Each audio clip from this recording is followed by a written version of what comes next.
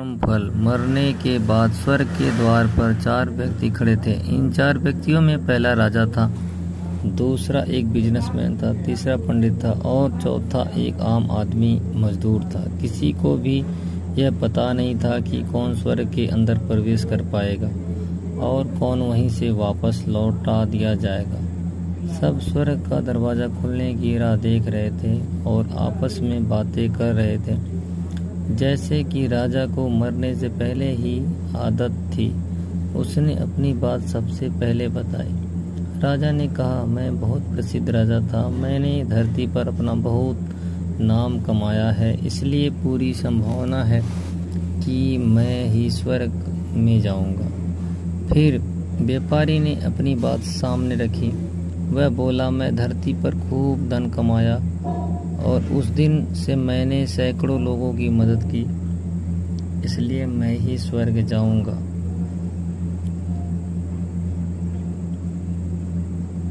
अब बारी थी पंडित जी की, तो पंडित जी ने मुंह खोला और सबको यह कहा, चाहे तुम जो सोच लो, लेकिन यह बात तो तय है कि स्वर्ग के दरवाजे खुलेंगे।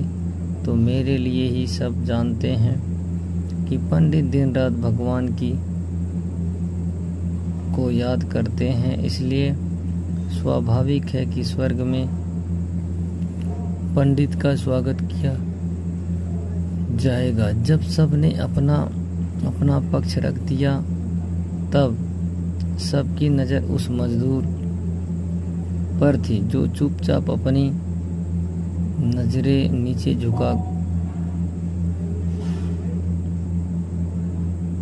है, बिना कुछ बोले वहीं पर खड़ा रहा। स्वर्ग का दरवाज़ा खुला और वहां पर एक देवदूत आकर खड़ा हो गया। देवदूत के हाथों में एक पुस्तक थी जिसमें इन सभी को कर्मों के बारे में लिखा था। देवदूत ने सबसे पहले राजा को अपने पास बुलाया और उसको पूछा, तुम बताओ, तुमने अपने जीवन में क्या क्या अच्छे कर्म किए हैं? मैं उन्हें इस पुस्तक में देखकर फैसला करूँगा कि तुम्हें अंदर आने देना है या नहीं। राजा ने कहा, मेरा राजकाज कितना बड़ा था, उतना ही समृद्ध था और मेरी राज्य के सभी लोग खुशहाल थे, सभी बड़े आनंद से रहते थे। मैंने उन्हें कभी भी किसी भी चीज़ की कमी नहीं होने दी। यही मेरे अच्छे कर्म हैं। देवदूत ने अपनी पुस्तक में देखा और देखने के बाद राजा से कहा, तुम सच बोलते हो। तुमने अपने राज्य की प्रजा को बहुत सुखी रखा था, लेकिन तुमने अपने राज्य की सीमा बढ़ाने के लिए जितने युद्ध किए थे, उन युद्ध की वजह से हजारों सैनिकों ने अपनी जान गंवा दी थी। उन हजारों सैनिकों के परिवार के दुख का कारण तुम बने थे, इसलिए तुम स्वर्ग में नहीं आ सकते। अब बारी थी व्यापारी की। व्यापारी से जब देवदूत ने पूछा कि तुम्हारे अच्छे कर्म क्या हैं, तब व्यापारी ने उनसे कहा, मैंने सैकड़ों लोगों को खाना खिलाया है, कई आश्रमों में दान किया है, कई निराश्रित लोगों के लिए घर बनाकर दिया है। यह मेरे अच्छे कर्म हैं। देवदूत ने फिर से अपनी पुस्तक में ध्यान से देखा और देखने के बाद व्यापारी से कहा, तुम्हारा कहना भी ठीक है कि तुमने बहुत दान धर्म किए हैं, लेकिन यह दान जो तुमने जिस पैसे से किया है, उन पैसों को कमाने के लिए तुमने न जाने कितने झूठ बोले हैं, कितनी हेरा फेरियाँ की हैं और कितनी मिलावट की हैं, इसलिए तुम भी स्वर्ग में नहीं आ सकते। जब पंडित से यही सवाल किया गया तो पंडित ने बड़े आत्मविश्वास के साथ कहा, मैंने अनगिनत लोगों को ज्ञान दिया है, हजारों यज्ञ और पूजाएं की हैं और दिन रात भगवान का जाप किया है। इससे अच्छे कर्म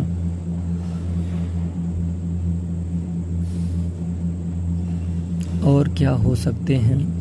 देवदूत ने अपनी पुस्तक के अंदर झांक कर देखा और पंडित से कहा, आपने जितने भी लोगों को जो भी ज्ञान दिया है उन बातों पर अमल नहीं किया है। आपने पूजा या भगवान का नाम निस्वार्थ भाव से कभी नहीं लिया है, इसलिए आपका भी स्वर्ग में आना प्रतिबंधित है। मजदूर यह सब देखकर हैरान था। वह अब तक जिन्हें महान समझता आ रहा था उनकी व्याख्या स्वर्ग के दरवाजे पर आकर बदल गई। धरती पर जिन कर्मों को अच्छा समझा जाता है उनका यहाँ पर कोई मूल्य नहीं था। यमदूत ने जब इस मजदूर को अपने पास बुलाया और इससे पहले कि वह उससे अच्छे कर्मों के बारे में पूछता, मजदूर बोल पड़ा, प्रभु मैं जानता हूँ कि मैं भी स्वर्ग में आने के लायक नहीं हूँ, लेकिन मैं फिर भी एक बार बाहर से ईश्वर को जाकर देखना चाहता हूँ। बस इससे ज़्यादा मेरी कोई इच्छा ही नहीं, क्योंकि इसी इच्छा पालने के लिए मैंने जीवन में कुछ भी नहीं किया। मैं पूरा दिन मेहनत करता और जो पैसा कमाता उन्हें अपने परिवार के पालन पोषण में खर्च कर देता, इसलिए दान धर्म के लिए कुछ बचता ही नहीं। लोगों की भला मैं क्या सेवा करता, क्योंकि काम के बाद जो थोड़ा सा समय मिलता है उसको अपने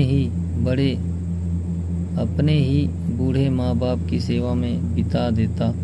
और यह सब करने के बाद मैं कभी भगवान की भक्ति भी कर लेता और भगवान ने जैसा भी मुझे दिया है उस जीवन के लिए धन्यवाद करता हूँ। देवदूत ने अपनी पुस्तक में बड़े ध्यान से देखा और थोड़ी देर देखते ही रहा।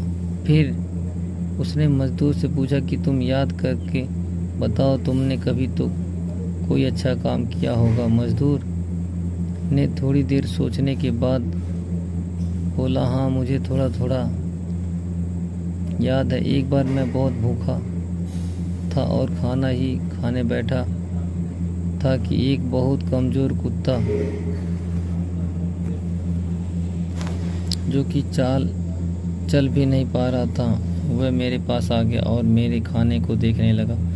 तब मैंने अपनी रोटी उसे खिला दी थी और उस दिन मैं खुद भूखा सोया था। मजदूर की बात सुनने के बाद देवदूत मुस्कुराया और मजदूर को बड़े सम्मान से स्वर्ग के अंदर लेकर गया। दोस्तों, अच्छे कर्म, लोग, मोह, अहंकार, इन सब भाव से आकर नहीं किया जाता है और ना ही उन्हें अच्छे कर्मों की श्रेणी में गिना जाता है। निस्वार्थ भाव से किया गया एक ही अच्छा कर्म भी आपके जीवन के सारे पाप धोने की शक्ति रखता है। इसलिए जब भी मौका मिले निस्वार्थ भाव से और अच्छे मन से अच्छे कर्म किया करें। दोस्तों, यह वीडियो आपको कैसी लगी कमेंट बॉक्स में ज़रूर बताएं। मिलते हैं अगली वीडियो में, तब तक के लिए धन्यवाद।